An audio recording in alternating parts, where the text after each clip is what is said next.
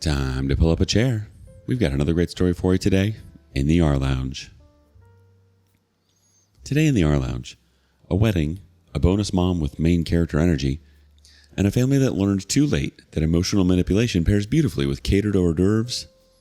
It's not about money, except it absolutely is. Ex-husband banned me from our daughter's wedding. Daughter sided with him. I canceled the venue. I got a text from my daughter in the middle of Tuesday afternoon. Not a call, a text. After 23 years of being her mother, raising her, being there for every scraped knee and bad breakup and college acceptance letter, I got a text that says, "Dad thinks it's best if you don't come to the wedding. It would make things uncomfortable for everyone." I read that message probably 10 times before it actually registered. My ex-husband apparently had some kind of family meeting without me.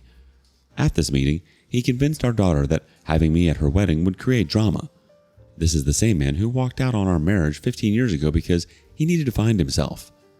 Spent 8 months in Costa Rica while I raised our daughter alone, and now he's deciding who gets to attend her wedding? I called her immediately. No answer. Called again. Straight to voicemail. I sent a text asking what was going on. She responded 3 hours later telling me not to make this harder than it already is.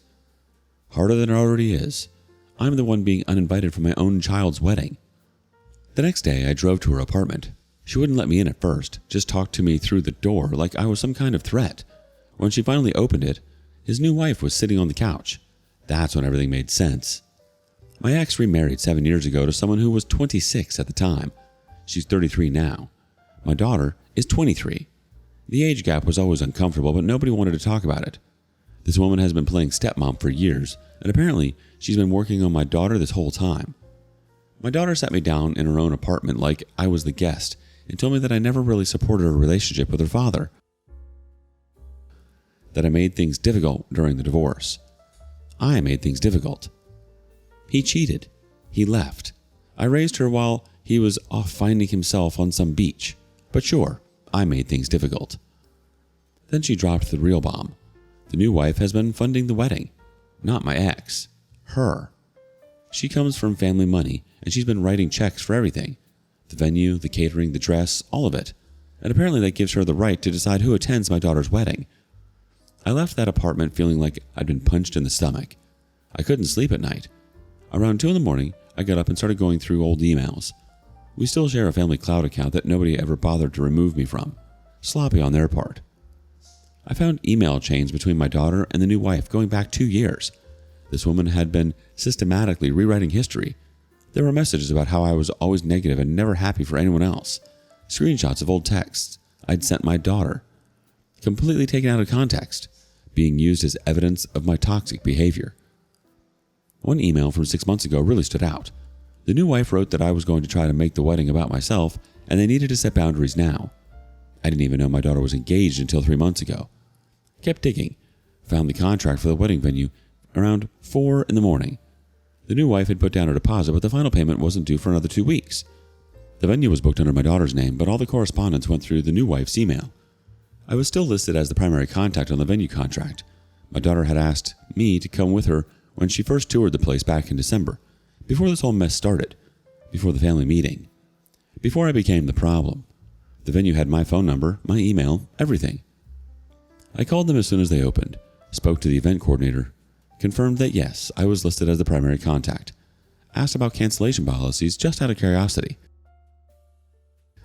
They had a 72-hour cancellation window for a 50% refund of the deposit. After that window closed, they kept everything. I thanked her and hung up. Didn't cancel anything, just sat with that information. Later that day, my ex added me, the new wife, and my daughter all in one chat. He sent this long message about how we all need to be adults about this and how the wedding is about the kids, not us. Then he said I could attend the reception but not the ceremony. I could come to the party after being excluded from watching my daughter get married, like I was some kind of second-tier guest who didn't deserve to see the actual wedding. My daughter called me the next day, an actual phone call. I thought maybe she'd come to her senses. Instead, she told me that if I couldn't be mature about this, then maybe I shouldn't come to the reception either. I asked her directly if she actually wanted me at her wedding or if she was just doing what they told her to do. She got quiet for a long time. Then she said her father had been there for her more than I thought. I told her I loved her and hung up. I called the venue the next morning, told the coordinator I needed to cancel due to unforeseen circumstances. Nothing happened for a full day. No calls, no texts. I figured they hadn't found out yet. The venue probably sent an automated email, but maybe it went to spam. Maybe nobody was checking. Then my phone exploded. Text messages coming in so fast my phone wouldn't stop vibrating. The venue had called them to confirm the cancellation. My daughter's first message was just, "What did you do?" in all caps. My ex sent something about me losing my mind. The new wife sent a message saying this is exactly why I wasn't invited in the first place. I turned off my phone and went for a walk. Didn't turn it back on until the next day. 63 messages. I didn't read most of them. I did read one from my daughter saying I'd just ruined her entire wedding and asking if I was happy. I wasn't happy, but I wasn't sad either. I just felt empty. My ex sent a message saying they were going to pursue legal action for the cancellation. I actually laughed out loud. Legal action for what? I was the primary contact. I had every right to cancel. My daughter was scrambling to find a new venue. Most places were booked solid for summer weddings. The wedding was supposed to be in June. They had less than 3 months. Then my daughter posted that they found a venue, some barn about an hour outside the city. The photos looked rustic and charming, but it was clearly a downgrade. The original venue was a historic estate with gardens and a ballroom. This was a barn with string lights. The new wife had been bragging at a family gathering about family getting rid of the ex-wife problem. She'd been planning to exclude me from the wedding for over a year. The whole thing was premeditated. It wasn't about me causing drama or making things uncomfortable. It was about erasing me completely. My former sister-in-law mentioned that my ex was furious with his wife. The barn venue was significantly cheaper, but it meant cutting the guest list in half. A lot of his family members were getting uninvited to make room for the new wife's friends.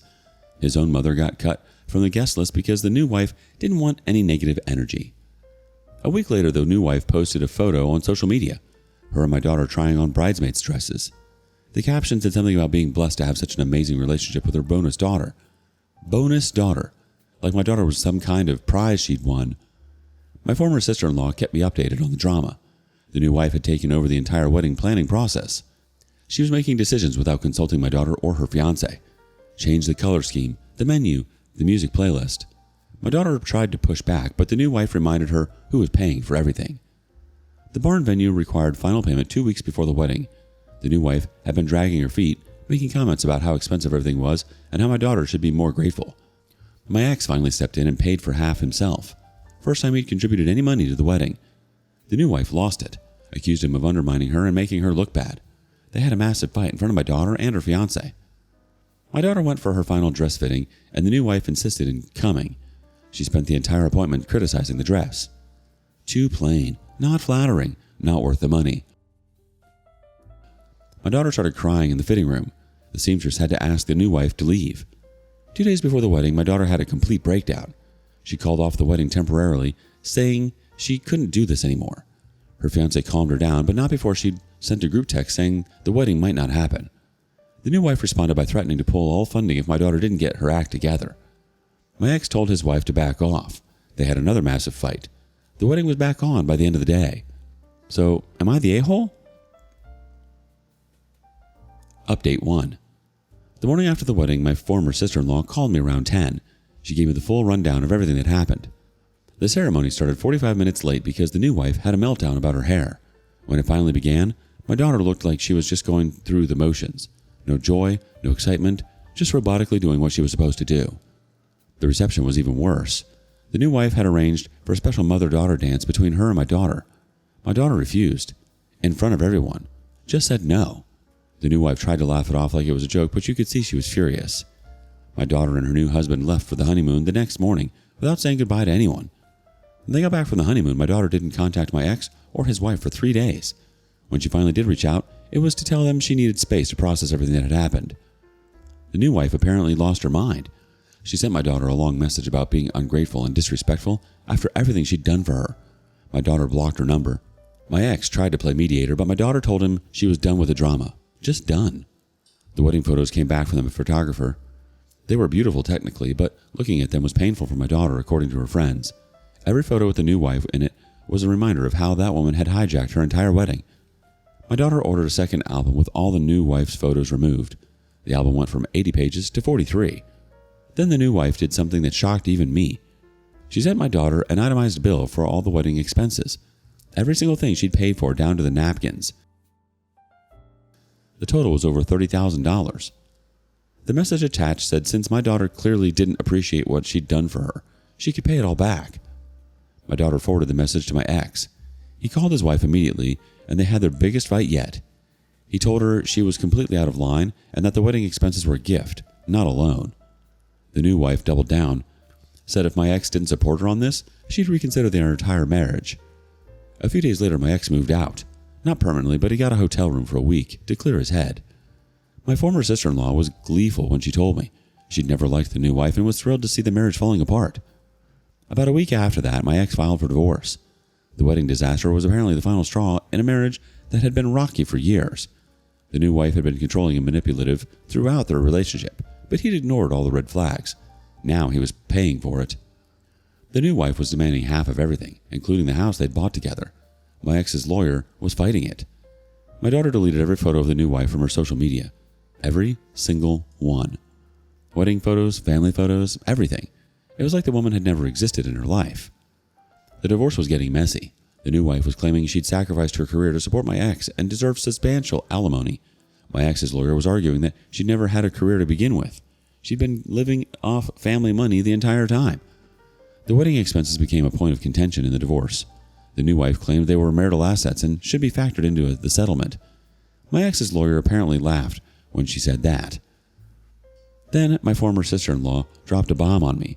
The new wife had been cheating on my ex for the past 6 months with someone she met at the gym. The whole devoted wife act had been exactly that, an act. My ex found out through a message she'd forgotten to delete on their shared tablet. The affair partner wanted nothing to do with the drama once everything came out, broke things off with the new wife immediately. She was left with nothing. The divorce was finalized pretty quickly after that. My ex kept the house. The new wife got a smaller settlement, much less than she'd been demanding, and had to pay her own legal fees. She moved back in with her parents at 33 years old. Your daughter didn't choose sides so much as she was slowly boxed into a corner and handed a script. When you're 23, overwhelmed, and someone is paying for everything, it's easy to confuse compliance with maturity, especially when dissent costs you your wedding venue, your peace, and your sanity. And honestly, offering you the reception but not the ceremony is one of the most insulting compromises imaginable. That's not inclusion. That's seating you at the kids' table and asking you to clap politely for being excluded.